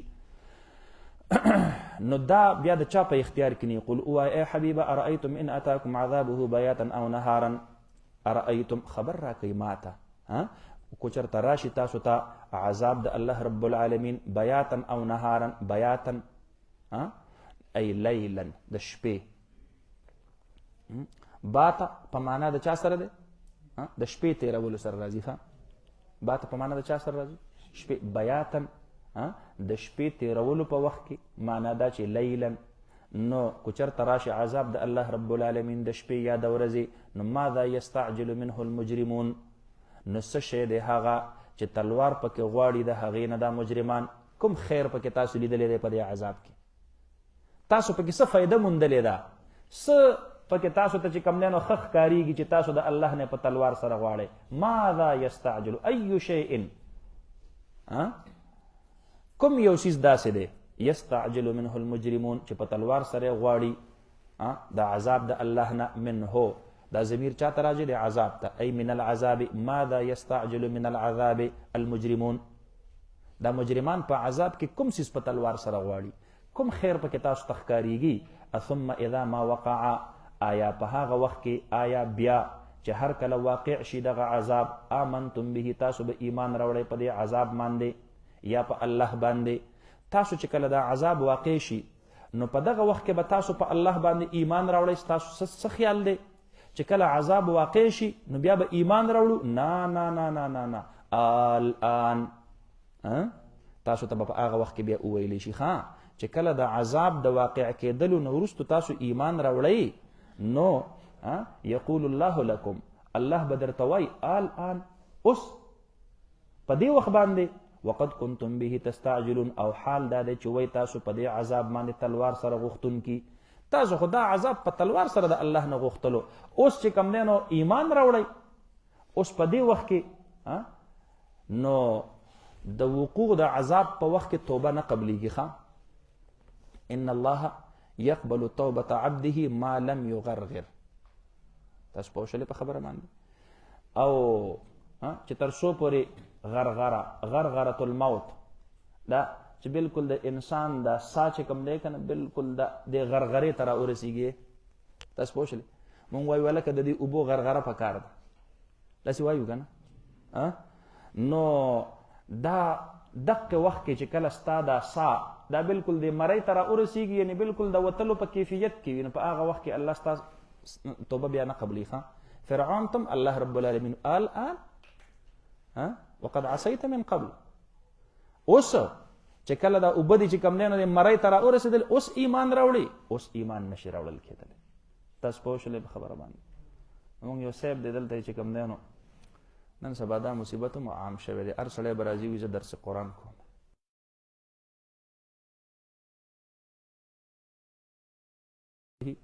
ما لم یغرغر نو صرف نحو خو داسې حل دی ځکه د انګریزي کتابونه چې سړي عمر له ویلي او د صرف او د نحوې د هغې نه چې کوم دی نو د شد بود نه آګاه نه او دی ضمایر نه پیژني او دی چې کوم دی نو مختلف ابواب نه پیژني نو هغه وی ان الله يقبل توبة عبده ما لم يغرغر. تاسو پوه شئ په خبره باندې کنه. نو بیا دغسې الوي کنه. قرآن کریم ترجمه ډېره ګرانه خبره ده. الله دې موږ له د صحیح ویلو توفیق را نصیب کړي. ډېر په پونګ پونګ کې چې کوم دی نو کول پکار دي. هر چاته درس قرآن هر چاته درس حدیث. مونږ خو چېرته یو ځای ته نه یو تللي چې مونږ ویلي چې یاره مونږ میډیکل کیمپ لګو زه مونږ هم څه دا ډسپرین او دا پیناډال لږ لږ پیژنو. یا مو چېرته ویلي چې دلته مونږ انجینیرینګ کیمپ لګو دا مو چېرته ویلي مولیانو نه پوهېږو پې دغه زمونږ فیلډ نه دی مونږ سره د دغه علم نشته دی. نو د قرآن او د حدیث په حوالې ورکولو کې ډېر احتیاط پکار دی. دې وجې نه دا د تبلیغ مشران بزرګان دا ډېر زیرک او هوښیار خلق دی. دا الهامي مهنت دی. د دیوبند نه چې څومره ادارې او شعبې الله رب العالمین راوباسلي دي دا ټولې الهامي دي. ځکه د دیوبند اداره الهامي وه. نو د دې د بزرګانو چې کوم هدایات وي که نه نو دا ډېر درست وي. ګوره هغوی د خپلو ټولو مرکزونو ته هدایات لیږلي دي چې عام سړی چې عالم نه او دی په بیان کې حواله ورکوي نو دی به د قرآن آیت یا د حدیث نص الفاظ نه ذکر کوي دی به مفهوم بیانوي صرف. نو تاسو به ترې اورېدلي هغوی وایي د قرآن کریم د یو آیت مفهوم دا دی د یو حدیث مبارکه مفهوم دا د مشران ورته ویلي او دا ډېره صایبه خبره ده. ولې ځکه الفاظو د هغې چې کوم دی نو ویل دا خو ډېره ګرانه خبره ده که نه. نو ما لم یغرغر او ما لم یغرغر په دې کې څومره فرق دی تاسو پوه شئ په خبره باندې که نو بهرحال الله رب العالمین د غرغرې پورې چې کوم دی نو ګویا کې توبه قبلي خو چې کله یعنی معنا دا چې کله وقوع د عذاب وشي بیا الله رب العالمین توبه نه قبلي. ثم قیل للذین ظلموا ذوقوا عذاب الخلد بیا به وویلی شي هغه خلقو ته چې ظلم یې کړی دی اوسکئ هغه عذاب د همیشوالي. هل تجزون الا بما کنتم تکسبون تاسو ته بدله نشي درکول کېدی مګر د هغې څه چې وی تاسو کسب کوونکي هغې لره دا ستاسو خپل اعمال دي. هل تجزون ای ما تجزون تاسو د بل څه بدله نه درکولی کېږي دا ستاسو خپل عمل دی د هغې نتیجه ده. ویستنبئونک ویستخبرونک او دی بستانه ځان پوهه کوي دی بستانه چې کوم دی نو دا خبره معلوموي چې احق هو آیا دا عذاب حق دی د الله حبیبه دی بستانه چې کوم دی نو دا خبره تپوسی دا خبره به دی ستانه غواړي. ویستنبئونک استفعال معنا د طلب به پکې ورواچوئ او دی به غواړي دا خبره ستانه دا خبره به ستانه غواړي. احق هو آیا دا عذاب حق دی قل ته ورته ووایه ای وربي او زما د قسم په رب خپل باندې او زما د په الله قسم دا عذاب حق دی. انه لحق دا عذاب دا حق دی. وما انتم بمعجزین او نه تاسو عاجزه کوونکي الله رب العالمین لره تاسو په الله زورور کېدلی ام نشئ چې تاسو الله عاجزه کوي الله ستاسو د وړاندې عاجز شي او تاسو د الله عذاب ته مخې ته رکاوټ جوړ شي، دا نشي کېدلی. ځکه ستاسو طاقت د الله د طاقت د مخې ته هیڅ دی، دا هېڅ هم نه دی. ولو ان لكل نفس ظلمت ما في الارض لافتدت به. بس دی.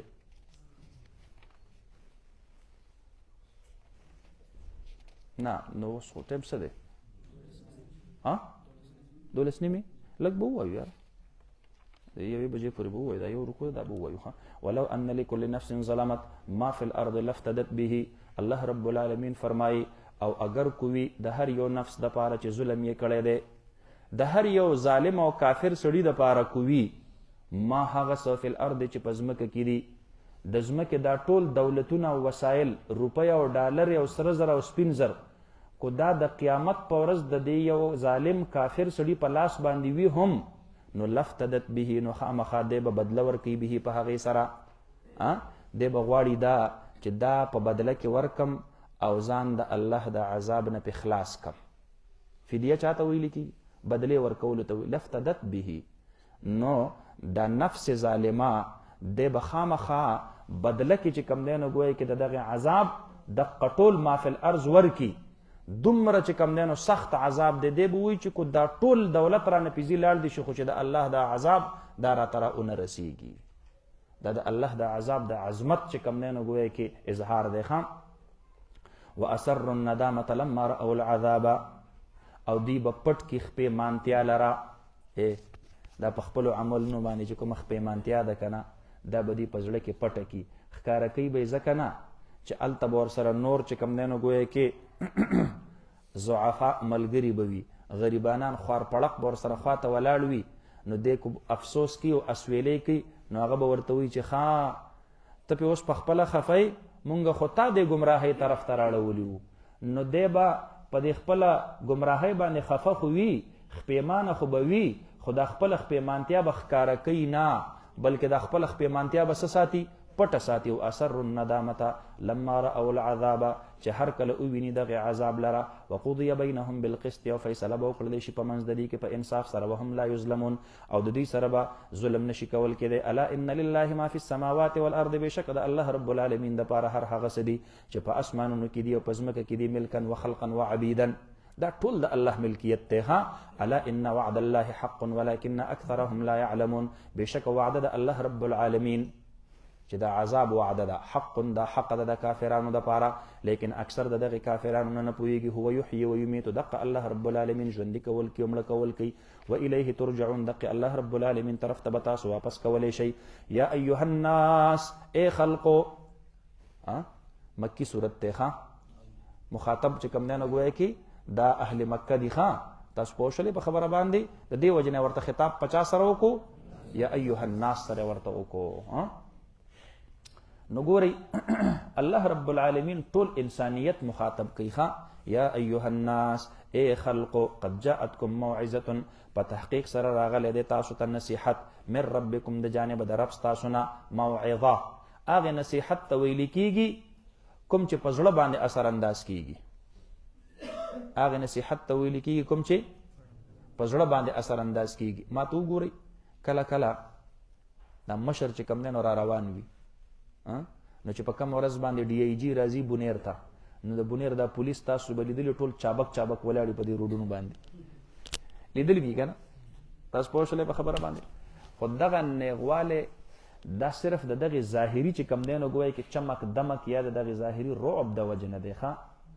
پوه شولئ په خبره باندې؟ کوم څیزه چې هغه د انسان په زړه اثر انداز کېږي، چې بغیر د خوف نه چې کوم دی نو ګویا کې په زړه باندې اثر انداز شي او زړه ورسره بدل شي، هغې ته موعظت ویل کېږي. چې کو څوک یې او کو څوک نه وي، خو ستا په زړه باندې چې کوم دی نو د پاسه یو حاکم ولاړ دی. تاسو پوه شولئ په خبره باندې که نه؟ اصل چې کوم دی نو ګویا کې احتساب هغه چې سړی کوي، نو په کار دا ده چې د الله په دربار کې سړی ځان پاک چې کوم دی نو وساتي. دا د دنیا کاغذونه دا بدلیږي را بدلیږي، په سفارش سره چې کوم دی نو یو کیس یو شان شي، بل کیس بل شان شي. تاسو پوه شولئ په خبره باندې؟ اصل احتساب هغه د الله دی، او هغه احتساب کې ځان پاک ساتل پکار دي. قد جاءتکم موعظة، په تحقیق سره راتلل کړي دي تاسو ته موعظة، نصیحت. وشفاء لما فی الصدور او شفاء د هغې څه دپاره چې کوم په سینو کې دي. دا قرآن کریم د دې الله رب العالمین یو څو صفته بیانوي. یو صفت یې دا دی چې دا نصیحت دی. نو ما ته وګورئ څنګه نصیحت دی. څوک چې په د زړه په غوږونو باندې قرآن واوري نو په ده باندې به چې کوم دی نو قرآن خامخا اثر کوي. د دې وجه نه د عالم نښه الله قرآن کې دا ښودلې ده چې په ده کې به خشیت وي. ولې؟ ځکه ده به په زړه سره د زړه په غوږونو باندې قرآن اورېدلی وي، ده ته به موعظت میلاو شوی وي. نو انما یخشى الله من عباده العلماء، د علم نښه چې کوم دی نو هغه خشیت الهي ده. الله دې موږ او تاسو ټولو ته نصیب وفرمایي چې په عقیده کې خشیت الهي وي، په عبادت کې خشیت الهي وي، په اخلاقو کې خشیت الهي وي، په معاشرت کې خشیت الهي وي، په معیشت کې خشیت الهي وي، په سیاست کې خشیت الهي وي.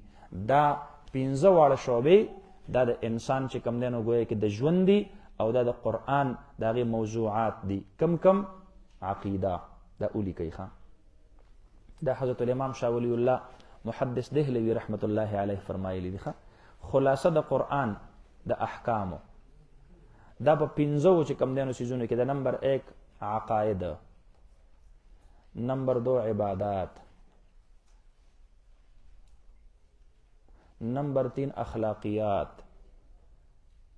او ملیکلو، نمبر 4 معاشرت. اخلاقیات و معاشرت یو شی دی. نمبر 4 معیشت او نمبر 5 حکومت. دا 15 چې کوم دی نو د انسان د ژوند د تیرولو شعبې دي. نو چې په دې 15 واړو کې په کوم عالم باندې خشیت الهي غالب وي نو په حقیقت کې د علم د ته فایده ورکړې ده. نو دا قرآن کریم چې کوم دی دې کې موعظت دی، یو صفت ده. او دویم شفاء لما فی الصدور، سینو کې چې کوم مرضونه دي دا د هغې دپاره چې کوم دی نو ګویا کې علاج دی. دیو جن حضرت حسن بصری رحمت الله علیه فرمایی چې قرآن کریم په دې کې الله رب العالمین د انسانی امراضو شفا کې ښودلې ده. بعض علما دا قید د لما فی الصدور دې طرف ته راړي چې دا صرف د باطنی امراضو شفا ده، لکه په زړه کې په سینه کې بغض دی قرآن یې شفا ده، حسد دی قرآن یې شفا ده، دروغ دی قرآن یې شفا ده، ظلم دی قرآن یې شفا ده، تحسس او تجسس دی قرآن یې شفا ده. د باطنی او امراضو نه دی لګولی. پته لګي دا چې دې کې د ظاهري او د باطني او ټولو امراضو الله رب العالمین څه کې ښودلې ده؟ شفا کې ښودلې ده. دې وجې نه حضرت واثله ابن اسقع رضی الله عنه فرمایي یو سړی نبی علیه الصلاة والسلام مبارک ته راغی او تپوس یې ترنه وکړو د الله حبیبه په دا سینه باندې مې تکلیف دی، زړه باندې مې تکلیف دی. نبی علیه الصلاة والسلام مبارک ورته فرمایل قرآن وایه که نه. تاسو پوه شولې په خبره باندې. او د صحابه کرامو یو جماعت جهاد له تللی، یو قبیلې له لاړل نو وږي شوي وو، هغې ته یې ویل څه ډوډۍ موډۍ درک لګي. هغې ورته ویل نه تاسو له موږ ډوډۍ درکوو. لږ ساعت تېر نه و چې د هغې قبیلې یو کس راغی وی یره ان سیدنا لدیغ وفي روایت سلیم. دا عربي ډېره ښکلې ژبه ده. زمونږ مشر چې کوم دی که نه سلیم، دا تفاعلا یې ورته ویلي دی، مریض دی خو د نیکفالۍ په طور یې ورته ویلي چې سلیم، نو بیمار دی. کو وینو هم تاسو له دم نه کو، موږ له اوس ډوډۍ نه راکوله. یو ملګري ورته وی نه زه خیر دی دم به ورله وکړو. یو صحابي پاسېد ولاړ ورسره او هغه سردار یې ورله دم کو په سورې فاتحې باندې، هغه ورله روغ کنډک بیزي دا یې ورله ورکړله. نو د دې ملګرو ته وی چې د دې نه به یو بیزه هم څوک اخلی نه چې تر څو پورې د نبي علیه السلام نه تپوس نه یې کړی چې دا موږ له جایز دي کو جایز نه دي. واپس چې راغله نبي علیه السلام مبارک ته واقعه سنا وکړله. نبی علیه السلام مبارک ورته فرمایل او دا ستاسو دپاره جایز دي. د صحابي نه تپوس کوي تا ته چا ویلي و چې په دې سورې فاتحه کې دم دی؟ نو هغه صحابي ورته وویل د الله حبیبه ولې د آیت کریمه تاسو نه دی لوستلی وننزل من القرآن ما هو شفاء؟ نو فتبسم رسول الله صلی الله علیه وسلم، نبی علیہ السلام مبارک مسکی شو. تاسو پوه شئ په خبره باندې. نو قرآن کریم کې الله د ظاهري و مرضونو هم شفا کې ښودلې ده او د باطني و مرضونو هم شفا کې ښودلې ده. نو دا دوه صفت شو. دا فرمایي چې وهدن دا دریم صفت شو. قرآن هدایت ته دا د مؤمنانو د پاره. نو دا خو صرف د مؤمنانو د پاره رحمت نه دی، دا خو د ټولې دنیا د پاره رحمت دی. هدن و ذکر للعالمین، د ټولو عالمینو د پاره دی. تاسو پوه شئ په خبره باندې کنه؟ انهم هم المنتفعون بها، ځکه دوی ترنه نفع حاصله کړې ده. د دې وجه نه چې کوم دی نو خصو بالذکر، د دې وجه نه د دې تخصیص چې کوم دی نو په دې ذکر کې وشو. نو ګوره دا څلور صفتونه دي. یو نصیحت دی، دویم قرآن نفاده د قرآن نه نصیب فرمایي.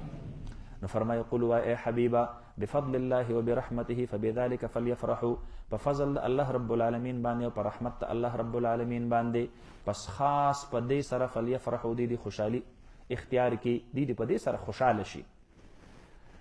فضل نه مراد سدي او رحمت نه مراد سدي. حضرت انس رضی الله عنه فرمایي چې فضل نه مراد قرآن دی او رحمت نه مراد تلاوت د قرآن دی. تفسیر روح المانی راغستی دی. دویم فضل نه مراد قرآن دی، رحمت نه مراد اسلام دی. دریم عبدالله ابن عباس رضی الله عنهما رئیس المفسرین دی. هغه فرمایي فضل نه مراد قرآن دی او رحمت نه مراد رسول الله صلی الله علیه وسلم دی. وما ارسلناک الا رحمتا للعالمین. تاسو پوه شئ په خبره باندې. نو په دې دریو واړو تفسیرونو کې د فضل نه مراد به هر حال څه دی؟ قرآن دی. فضل نه مراد څه دی؟ د الله په فضل باندې، په هغې باندې چې کوم دی نو ګویا کې دا خلق د خوشحالي اختیار کی.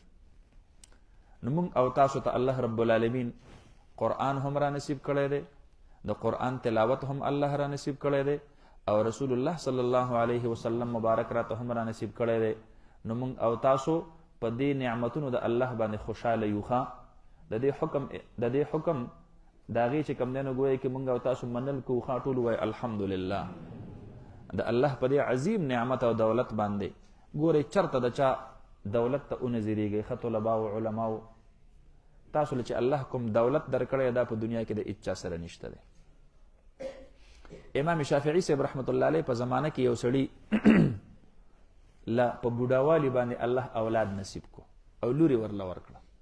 د ډیر زیات خوشاله شو او په ډیر فرط جذباتو کې راغی. نو د الله څخه خپل اوچت کړل، الله ستا په دې نعمت باندې زه ډیر زیات خوشاله یم او یو ډیر خطرناک قسم یې وخوړو. وایي زما دې په الله قسمي دا لور چې مې لویه شوله، پیغله شوله او چاته مې واده کول، نو د دنیا چې څه نعمتونه دي هغه به ټول ورسره زه ملګري کوم، او که داسې مې ونه کړل نو زما بیبي دې زما نه ازاده وي. خطرناک قسم یې وخوړو. چې کله دا لور یې پیغله شوه او کړ، یو عالم نه لاړ شو، هغه نه تپوس کوي چې ما خو داسې قسم خوړلی چې د ټولې دنیا نعمتونه به د دې سره زه ملګري کوم، نو او که دا مې ملګري نه کړل زما بیبي دې زما نه ازاده وي. هغه ورته بس دقسې به کې د ټولې دنیا چې څه نعمتونه، دا ټولې روپۍ او دا ټول سره زر او دا ټول سپین زر او د په هغه وخت کې درهم او دینار او اشرفی او فلان او فلان او فلان ملغلرې، دا ټول په ټوله دا به د دې سره ملګري کوي. کو دې ملګري ورسره نه کړل په رخصتۍ کې نو ستا بیبي ستا نه طلاقه. چې کوم عالم له به تو دقه جواب به ورکو. امام شافعي صاحب رحمت الله علیه له دا سړی راغی، چا ورته وویل دلته یو ډېر غټ عالم دی. نو امام شافعي صاحب رحمت الله علیه ته چې کله مسله وکړله، امام شافعي صاحب ته نه تپوس کی، وی هل قرأت القرآن؟ قرآن کریم دې لوستلی دی؟ هغه ورته وی نو فرمایي اوس لاړ شه کور ته سیده او د خپله لور دا ځان ته مخې ته کېنوه او دې ته د قرآن کریم زده کړه شروع کړه. نو چې قرآن کریم دې ورته کله زده کړو بیا ما خواله راشه. دی لاړ شو، قرآن کریم ورته زده کړو، واپس راغی. امام شافعي صاحب رحمت الله علیه ورته فرمایي باس اوس چې د قرآن دولت کله تا د دې سره ملګری کو داسې شوله لکه چې د دنیا ټول دولتونه بلکې د هغې نه د بهترین دولت ور سره ملګری کو ته اوس په خپل قسم کې نه خانس کېږي ځه سبحان الله. نو ګورې دا د قرآن نعمت او دولت چې الله چاته نصیب کو که نه د چا بنګلې ته به نه زیریږئ د چا ګاډي ته به نه زیریږئ د چا عهدې ته به نه زیریږئ د چا منصب او کرسۍ ته به نه زیریږئ. تاسو له چې الله رب العالمین کوم منصب درکړی دی نو د ټولې دنیا د منصبونه دا ستاسو د خپلو خاورو ته هم نه در رسیږي. چېرته به د خپل منصب بې قدري نه کوئ ښه چې په خپل نظر کې ورته سپک وګورئ ښه چې زه عالم یم نو زما دا منصب سپک دی زه قاري یم زما دا منصب سپک دی نو چې ته په خپله د الله د طرف نه د دې درکړي منصب د هغې قدر نه کې د بل نه بیا ولې قدر غواړي. تاسو پوه شولې په خبره چېرته به چاته چې کوم دی نو په دنیا کې تاسو له چې الله کوم نعمت درکړی دا هېچا له الله نه دی ورکړی. نو فرمایي قل وایه حبیبه بفضل الله وبرحمته په فضل د الله رب العالمین باندې او په رحمت د الله رب العالمین باندې فبذلک فلیفرحوا پس په دغه مذکور باندې د خامخا دوی خوشحالي اختیار کې هو خیر دا ډېر بهتر دی مما د هغه څه نه یجمعون چې دوی یې راجمع کوي. خلق خوشحالي کوي په نورو څیزونو باندې چېرته مارکیټ جوړ کړي نو یو لویه خوشحالي پرې وکړي چېرته چې کوم دی نو څه په دې اوږه باندې سټارونه او ګلونه او عهدې منصبونه ورته چې کوم دی نو راجمع شي نو په هغې باندې خوشحالي اختیار کړي ډګریانې راجمع کړي په هغې خوشحالي اختیاري. او ای اهل قرآن تاسو د الله په دې عظیم دولت او نعمت باندې خوشحالي اختیار کړئ دا د ټولې دنیا د ټولو عهدو منصبونو نه ډېر بهتر دی د الله په نسبت هو خیر مما یجمعون. بس قل ويا حبيب أرأيتم ما أنزل الله لكم من رزق فجعلتم منه حراما وحلالا خبر را کوي ماته هغه څه چې نازل کړي دي را کوز کړي دي الله رب العالمین ستاسو دپاره د رزق نه کوم څیزونه چې الله تاسو ته د رزق دپاره را لیږلي دي نو فجعلتم منه حراما وحلالا نو تاسو د دقې نه د خپل ځانه حرام او حلال چې کوم دی نو جوړ کړل الله د هغې په باره کې د حرمت حکم نه دی را لیږلی او تاسو وایئ چې د ځان نم پکې چې کوم دی نو حلال او حرام جوړول شروع کړل. نو قل اوایه یا حبیب الله اذن لکم آیا الله رب العالمین حکم درکړی دی تاسو ته الله درته دا ویلی دي ام علی الله تفترون یا تاسو په الله رب العالمین باندې دروغ جوړوئ الله خدا نه دی ویلی. نو چې الله درته کوم څیزونه نازل کړي دي او د هغې حرمت چې کوم دی نو الله نه دی رالیږلی نو په ځان باندې یې مه حراموئ. اصل په اشیاو کې اباحت دی اصل په اشیاو کې اباحت ته چې تر څو پورې د هغې د تحریم حکم نه وي راغلی ښه دې وجې نه هغه بیا مباح وي. فرمایي وما ظن الذین یفترون علی الله الکذب یوم القیامة او څه دی ګمان د هغې خلقو چې دروغ جوړوي په الله رب العالمین باندې یفترون علی الله الکذب چې جوړوي په الله باندې دروغ لره یوم القیامة په ورځ د قیامت باندې چې د دوی عاقبت به څه وي په ورځ د قیامت باندې د هغه خلقو ګمان څه دی ان الله لذو فضل علی الناس بشک الله رب العالمین نو ګوره د هغه خلقو ګمان څه دی وما ظن الذین یفترون علی الله الکذب یوم القیامة ایحسبون انه لا یعاقبهم دی دا ګمان کوي چې الله به دوی ته سزا دا به ورته نه ورکوي کلا چرته هم داسې نه ده خامخا به دوی ته سزا میلاویږي ان الله لذو فضل علی الناس بشک الله رب العالمین خاوند فضل دی په خلقو باندې الناس الف لام عهدی دی ښه مراد ترنه مؤمنان دي ښه مراد ترنه صالحین دي ښه الله په هغې باندې ډېر لوی فضل او مهرباني کوي ولکن اکثرهم لا یشکرون لیکن اکثر د دوی نه هغه شکر نه ادا کوي د الله د نعمتونو. صدق الله مولانا العظيم وصدق رسوله النبي الكريم ونحن على ذلك لمن الشاهدين والشاكرين والحمد لله رب العالمين. الله رب العالمين د قرآن کریم صحیح فهم او بصیرت الله مونږ ته او زمونږ د ټولو ملګرو ته را نصیب کړه. د قرآن کریم د هغې د تعلیم او د تعلم د عظیم اعزاز چې دی را نصیب کړی دی الله قدرداني راته را نصیب کړه. الله زمونږ د دې حاضرینو په کورونو کې د دوی والدین دي د دوی وروڼه دي خویندې دي د دوی سره د علم په دې سفر کې تعاون کوي الله په رزق کې برکات نصیب کړه. خدای زمونږ د قرآن کریم د ترجمې د دې طالبانو سره چې څوک احسان کوي څوک ورسره ښېګړه کوي الله رب العالمین څوک په انفاق کوي خدایا د دنیا او د آخرت خیرونه برکتونه ورته نصیب کړه. الله رب العالمین خو حبیب صلی الله علیه وسلم مبارک څومره د خیر دعا